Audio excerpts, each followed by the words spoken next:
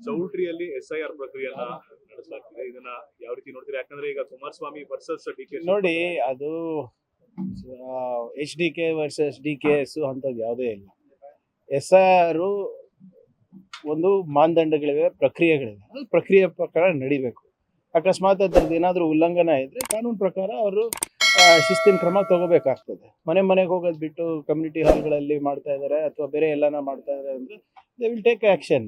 But ಭಾಳ ಪ್ರಮುಖವಾದಂಥ ವಿಚಾರ ಏನು, ನಾವು ಕೇಳಿರುವಂಥ 12 ಪ್ರಶ್ನೆಗಳು ಕ್ಯಾಬಿನೆಟ್ಟಿಂದ, ಸರ್ಕಾರದ ವತಿಯಿಂದ, ಅದ್ರ ಬಗ್ಗೆ ಇನ್ನೂ ಉತ್ತರ ನಮಗೆ ಬಂದಿಲ್ಲ. ಸೊ ಅದ್ರ ಬಗ್ಗೆ ಕೂಡ ವಿರೋಧ ಪಕ್ಷದವರು ಮಾತಾಡಬೇಕು. ಯಾಕಂದರೆ ಇದು ಅವ್ರ ಪರವಾಗಿ ನಮ್ಮ ಪರವಾಗಿ ಅಲ್ಲ. ಯಾವ ನಾಗರಿಕನಿಗೂ ಕೂಡ ಅವರ ಮತದಾನದ ಹಕ್ಕನ್ನು ಕಸ್ಕೊಳ್ಳುವ ಹಕ್ಕು ಯಾರಿಗೂ ಇಲ್ಲ. Whatever is it has to happen as per constitution ಅಂತ ಅಷ್ಟೇ ನಾವು ಹೇಳ್ತೇವೆ. ಸರಿ, SIR ಅಲ್ಲಿ ಕುಮಾರಸ್ವಾಮಿ ಅವರು ಏನ್ ಹೇಳ್ತಾರೆ, ಇದು CM ಅವರ ಪ್ರೇರೇಪಣೆಯಿಂದಲೇ ಈ ತರ ಆಗ್ತಿದೆ.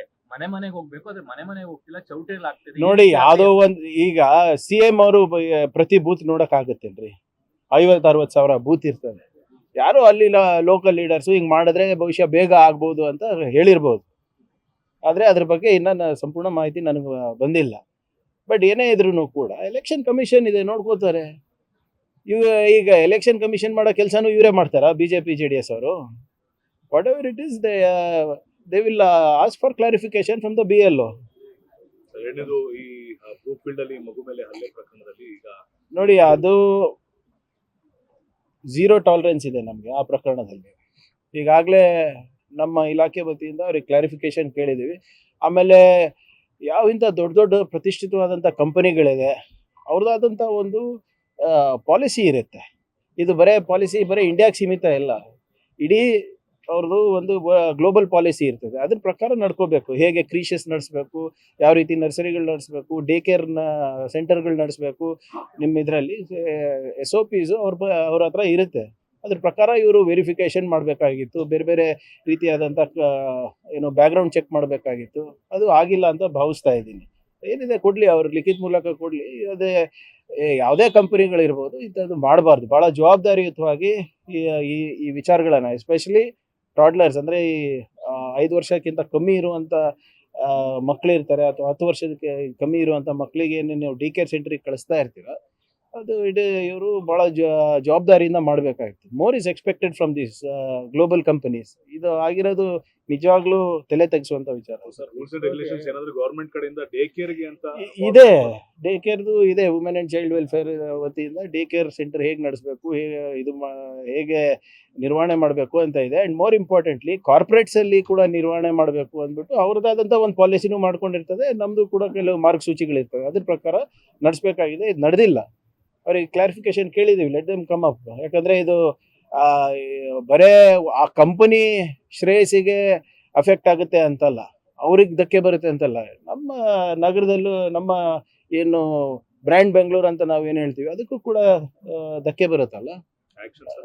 We will take action as per ಇದು ಬರಲಿ, ರಿಪೋರ್ಟ್ ಬರಲಿ.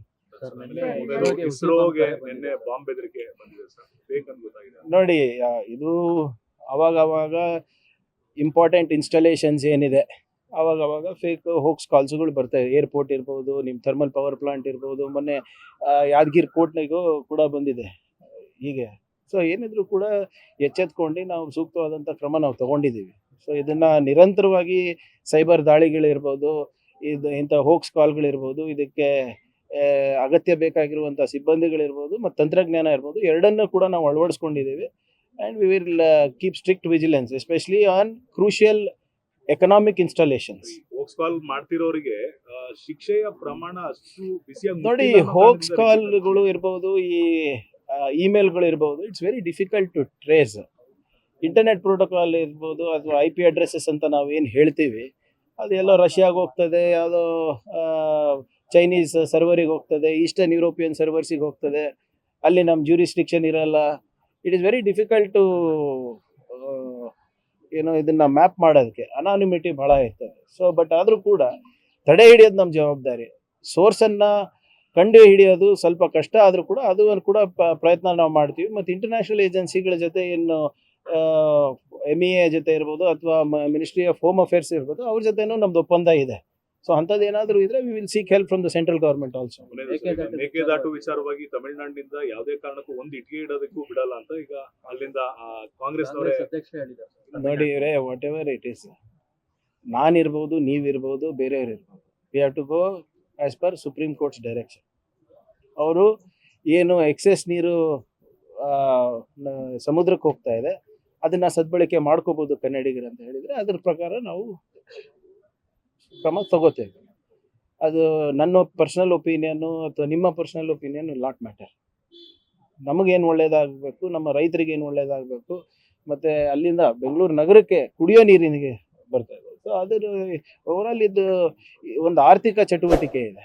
ಇಟ್ ಈಸ್ ಜಸ್ಟ್ ನಾಟ್ ಬರೀ ಒಂದು ಬೆಳೆಯದ ಪ್ರಶ್ನೆ ಅಲ್ಲ ಇದು. How do you see the child abuse case?